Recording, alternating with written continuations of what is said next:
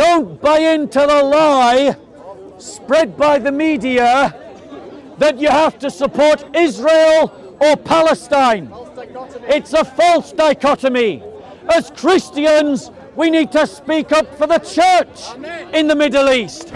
And Christian Concern asked the Archbishop of Canterbury and the Archbishop of York to speak up for him. And what did those so-called leaders of the church do? Useless. Nothing.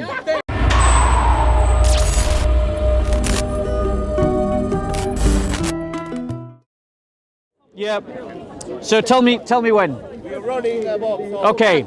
So I want to talk about Christian Zionism, and I want to talk about the situation in Palestine and Israel. And I want to talk about why, as Christians, we shouldn't give unfettered support to Israel. Unfettered support and unqualified support to Israel is speaking and working against what the scriptures teach. The scriptures teach that the body of Christ is a single unit made up of many parts. If we were reading 1 Corinthians 12, and I'm just going to take it from verse 23, and those members of the body which we deem less honourable, on these we bestow more abundant honour, and on our less presentable members become much more presentable, whereas our more presentable members have no need of it. But God has so composed the body, giving more abundant honour to that member which lacked, so that there may be no division in the body, but that the member may have the same care for one another. And if one member suffers, all the members suffer with it. If one member is honoured, all the members rejoice with it. So, in Palestine, there are Christians who are suffering because of the policies of Israel. They suffer because they are Palestinian. They have their rights to attend church restricted. They suffer under economic embargoes. They suffer when Israel bombs Palestine. Those Christians are deserving of our solidarity and our support. Christian Zionism makes a fetish of the state of Israel, while Christians suffer at the hands of Israel. And it isn't just in Palestine. In Israel itself, Christians suffer discrimination at the hands of Israel. Now, for those Christians who give unqualified support to Israel, I would ask you, are not Palestinian Christians also part of the body? Do they not also deserve your support? Do they not also deserve your solidarity? How then can we support them without buying into this false dichotomy that you must either be for the Palestinian cause or against it, or for Israel and against it? It's about giving qualified support to Israel. Qualified support to Israel means that you are not frightened to speak out against Israel when Israel's policies harm the Palestinian Church. However, that does not follow that we should climb into bed with terrorists like Hamas, like Islamic Jihad, like Hezbollah. Thank you. The idea of unqualified support to Israel doesn't equal support for terrorist organizations.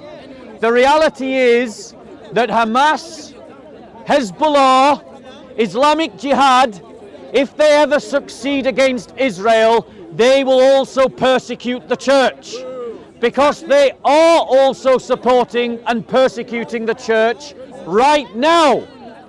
Christians in Palestine are not free, and they are not free because of Hezbollah. They are not free because of Hamas. They are not free because of Islamic Jihad. So as Christians, we must not buy into the false dichotomy of being for Israel and against Palestine, or for Palestine and being against Israel.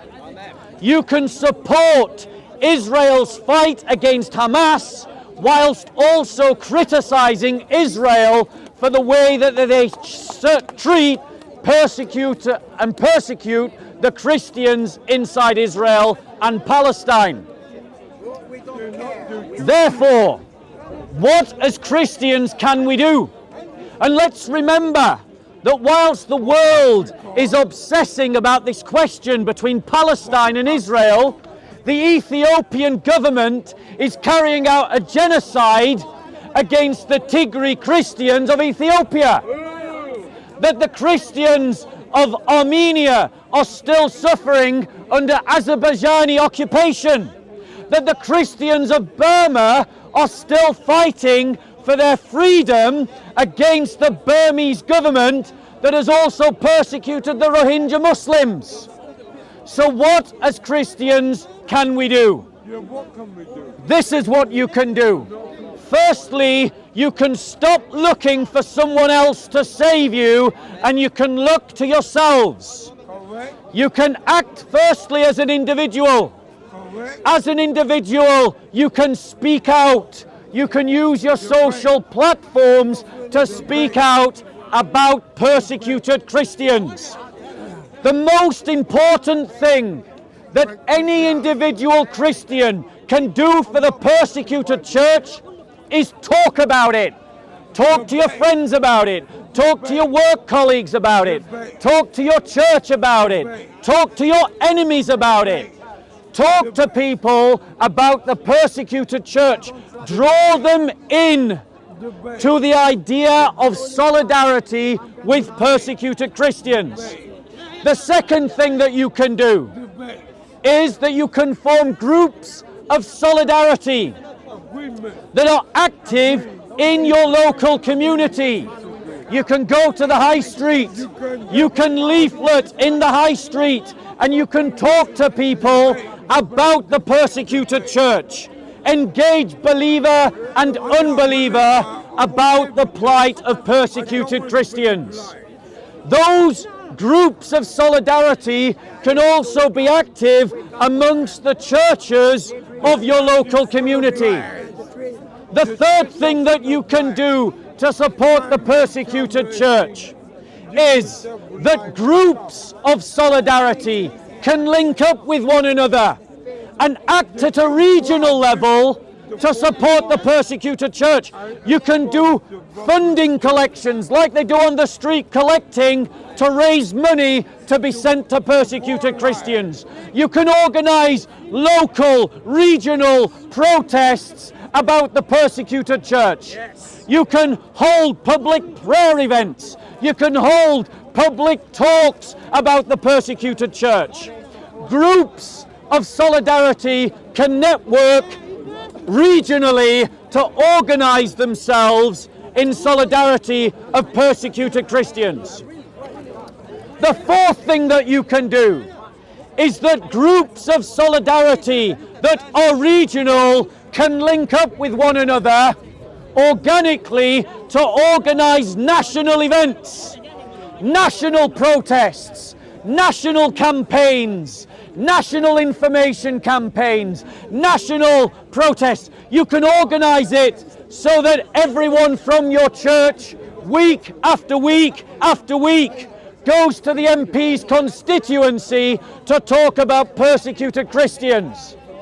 The fifth thing that you can do is that national organization of solidarity can link up internationally with other national groups of solidarity, so that these networks of Christian solidarity can move manpower, resources, skills, and information to where it is most needed. This can be done organically without any central point of organization, without any central leadership.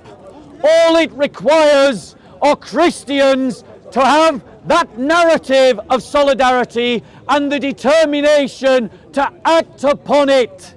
It doesn't have to be centrally organized. So what can you do?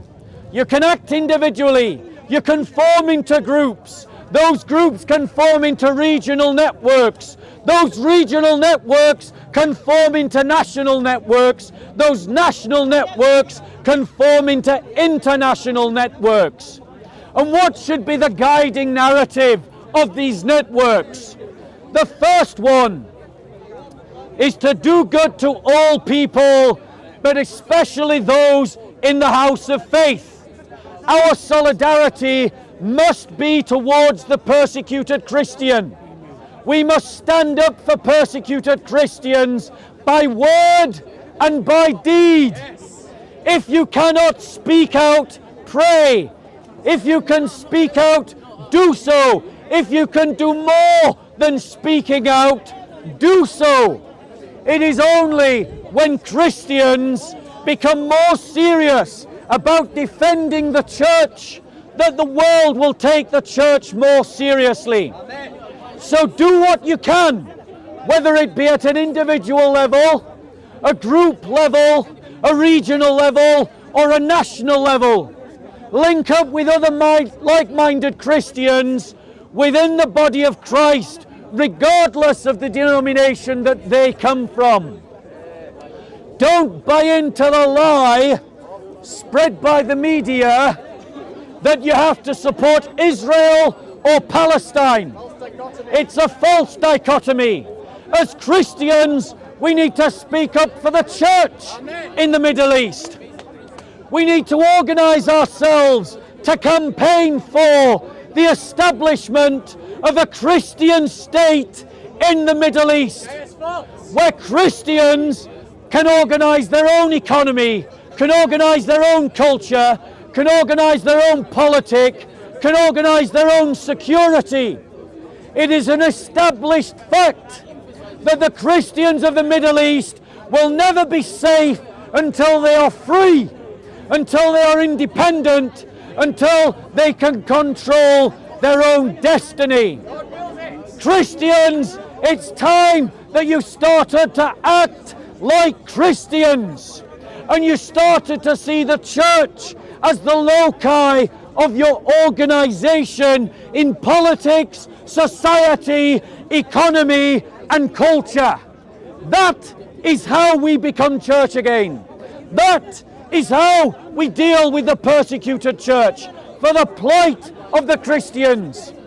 Ignore the Archbishop of Canterbury, who just recently, this week, turned his back on a Christian chaplain who gave a sermon about homosexuality and was reported to the terrorist prevent teaching.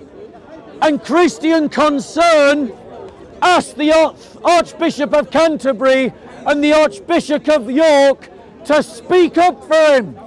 And what did those so-called leaders of the church do? Nothing. Nothing at all. The leaders of the church are nothing but cooks and cowards and liver-livered, spineless, yellow-bellied Judases to the church.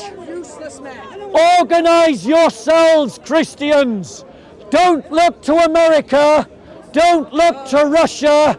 Don't look to the EU. Don't look to NATO. Don't look to the UN. Look to yourselves and organize yourselves accordingly in networks of solidarity. Any questions?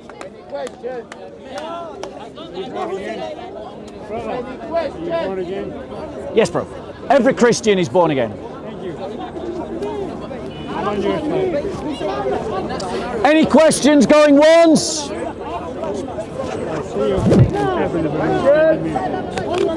Go on, bro. Sorry?